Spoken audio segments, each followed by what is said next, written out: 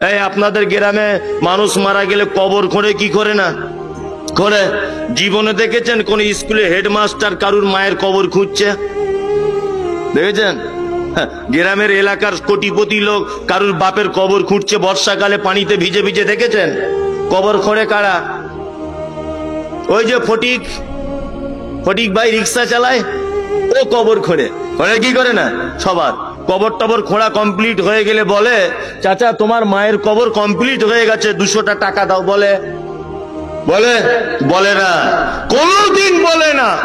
কবর যারা খোঁড়ে তারা গরিব মানুষ, চাষিবাসী মানুষ, ওই রিক্সা চালায়, ফেরিওয়ালা, গরিব মানুষেরা আপনার মায়ের কবর খোঁড়ে, আপনার বাপের কবর খোঁড়ে, তাই না? এইরকম একটা গ্রামের কবর খোঁড়নেওয়ালা লোক 3 মাস যাবত বিছানাতে পড়ে আছে। ওই লোকটা আপনার মায়ের কবর খুঁড়েছে, ওই লোকটা আপনার বাপের কবর খুঁড়েছে, ওই লোকটা আপনার দাদুর কবর খুঁড়েছে। 3 মাস যাবত বিছানায় পড়ে আছে।